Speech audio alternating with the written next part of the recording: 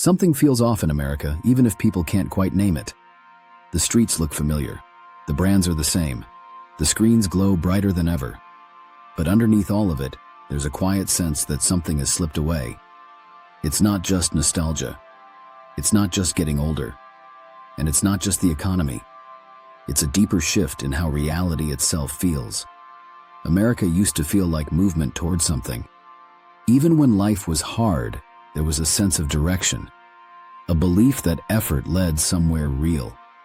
Today, people are busier than ever, but fewer feel grounded in where they're actually going. We scroll more, we consume more, we work more. Yet meaning feels thinner. That contradiction is not accidental. Jean Baudrillard, a French philosopher, once described America not as a country, but as a simulation. A place where signs, images, and appearances replace substance, where reality is no longer lived, but displayed. And once you see it, you can't unsee it. Nothing feels the same because life is no longer experienced directly. It's filtered, packaged, measured. Moments aren't lived for their depth, they're lived for their shareability. Success isn't felt internally, it's validated externally. Freedom isn't practiced, it's performed. America didn't lose meaning overnight. It traded meaning for speed.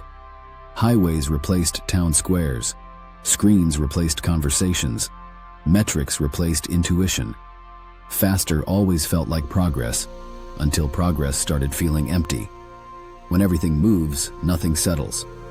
The result is a strange emotional numbness. People aren't unhappy in a dramatic way. They're restless in a quiet way. They feel like they should be satisfied, but aren't. Like they're doing everything right, yet something is missing. That feeling is the cost of living inside an image instead of a life. Consumption used to serve living. Now living serves consumption. You don't buy things because you need them. You buy them to feel real for a moment.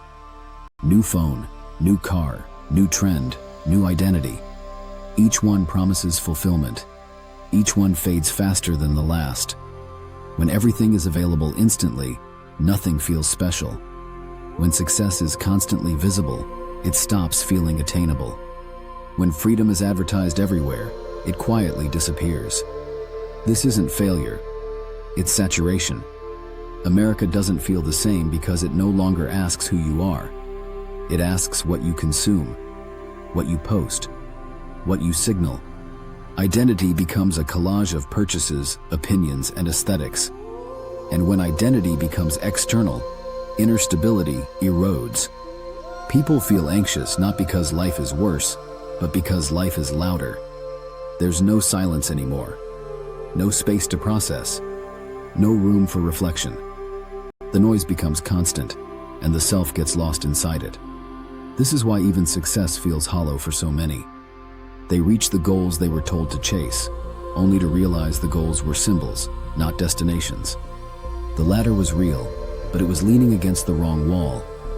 That realization is disorienting. Nothing feels the same because America has mastered appearance, but neglected meaning. And meaning can't be mass-produced. It can't be optimized. It can't be monetized without losing its soul, which leaves people searching for something they can't quite name. At some point, reality stopped being the reference point. Images became more important than experience. Representation became more valuable than substance. Baudrillard called this hyperreality, a state where symbols don't reflect reality anymore. They replace it. In hyperreality, the copy feels more real than the original. A photo of a vacation matters more than the vacation itself. A public opinion matters more than personal truth. A lifestyle aesthetic matters more than an actual life. What can be shown is valued. What is lived quietly is ignored. America embraced this faster than anywhere else. It perfected the art of making things look meaningful, even when they were empty. Success became something you signal, not something you feel. Luxury, productivity, happiness, freedom, all of it turned into branding. This is why nothing feels grounded. You're constantly comparing your real life to someone else's edited version. Not to their reality, but to their performance. And no one can compete with a performance. The average person is no longer living in the present. They're living in anticipation of content, thinking about how something will look, how it will be received, how it will be interpreted. Life becomes a rehearsal instead of a moment. Even struggle has been aestheticized. People don't suffer quietly anymore. They document it. Pain becomes identity. Healing becomes content. And when everything is turned into a story, nothing is fully processed. Work followed the same path. Careers stopped being about mastery. They became about visibility. It's no longer enough to be good at something. You must be seen being good at it. This changes how people choose what to do with their lives. Instead of asking, "What am I called to build?" people ask, "What looks successful?" Instead of asking, "What gives me meaning?" they ask, "What gets attention?" The internal compass is replaced by external feedback. That's why motivation feels fragile. When purpose comes from likes, views, or approval, it disappears the moment attention fades. You're only as driven as your last validation. And validation is unpredictable. Hyperreality also changes how time feels. Everything happens faster, but nothing feels finished. Trends move on before meaning settles. You're constantly catching up, never arriving. That creates exhaustion without fulfillment. Even rebellion has been absorbed. Anti-system messages are sold by the system. Nonconformity becomes a style. You're allowed to question everything, as long as it's profitable. The illusion of freedom remains intact. This is why people feel watched, measured, and evaluated. Not by a single authority, but by an invisible audience.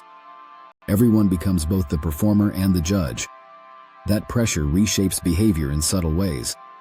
You start editing yourself in real life, softening opinions, polishing reactions, choosing what's acceptable instead of what's true. Authenticity becomes risky. And when authenticity feels dangerous, people retreat inward. They feel disconnected, even while surrounded by content. Lonely, even while constantly visible. This is the emotional cost of living inside hyperreality. Nothing feels the same because life stopped being something you inhabit. It became something you observe. And when you watch your life instead of living it, meaning erodes. Ambition in America hasn't disappeared. It's been distorted. People still want more. They just don't know what more is supposed to feel like anymore. Success used to be tied to building something real. A skill, a business, a life with weight and substance. Now success is tied to appearance. Money stopped being a tool and became a score. Instead of asking what money allows you to build, people ask how money makes them look. Wealth becomes performative, and performance is expensive. This is why so many people feel broke even when they earn more than previous generations. They aren't poor in income. They're poor in leverage. Money flows in and out, never compounding, never settling. Debt becomes normalized. Not because people are reckless, but because the system rewards immediacy. Buy now, pay later. Upgrade constantly. Delayed gratification feels almost rebellious. Ambition turns reactive. People chase trends instead of trajectories. They pivot constantly, not from strategy, but from anxiety. Every move is a response to what others are doing. This erodes identity. When your direction changes every time the algorithm shifts, you stop knowing who you are. Purpose becomes temporary. Confidence weakens. Work no longer feels like progress. It feels like maintenance. People run faster just to stay in place. Raises don't feel like raises. Promotions don't feel like freedom. Even entrepreneurship gets distorted. The idea of ownership is sold without the responsibility of building. Passive income is advertised without active skill. People want outcomes without foundations. This creates frustration. People sense that something is wrong, but can't locate the cause. They blame themselves. Burnout becomes a personal failure instead of a systemic consequence. America didn't kill ambition. It fragmented it. Ambition without clarity becomes exhaustion. Ambition without values becomes noise.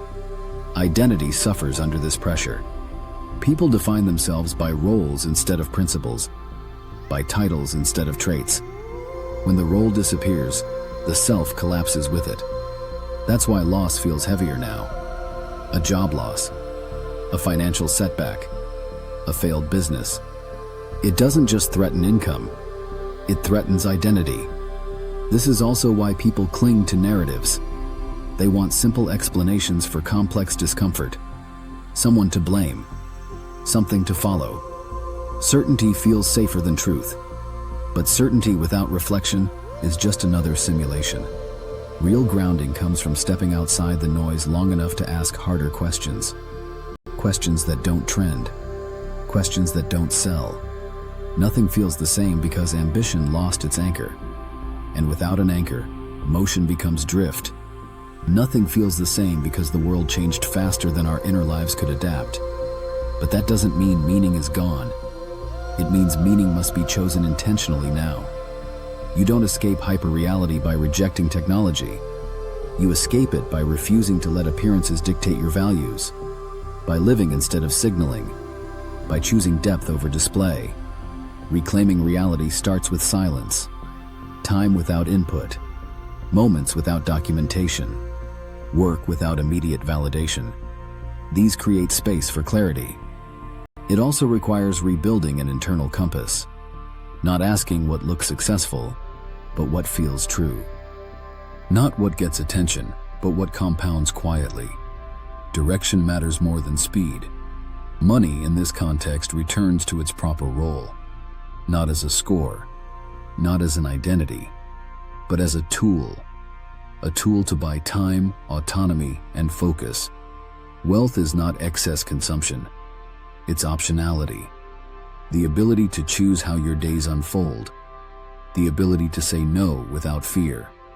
This is why principles matter. Principles don't trend. They don't expire. They don't depend on algorithms or approval. They anchor you when the noise intensifies. The people who feel the most grounded today aren't disconnected. They're selective. They choose what enters their attention. They choose who influences their thinking. They choose long-term over immediate relief. America doesn't feel the same because the old guarantees are gone. No one is coming to define success for you anymore. No system will hand you meaning. That responsibility now belongs to the individual. This can feel overwhelming, but it's also an opportunity. Because when meaning is self-directed, it's resilient. It survives change. If this message resonated with you, remember this: principles never expire. What thinkers like Baudrillard warned us about decades ago wasn't collapse. It was disorientation. And disorientation can be corrected. The sooner you anchor your life in timeless principles, the sooner clarity replaces confusion. The sooner intention replaces drift. The sooner freedom becomes lived instead of imagined. If you found value here, do 3 things. Subscribe so you never miss conversations that cut beneath the surface. Like this video so others searching for clarity can find it. And in the comments, share what you're choosing to reclaim: time, focus, meaning, or direction.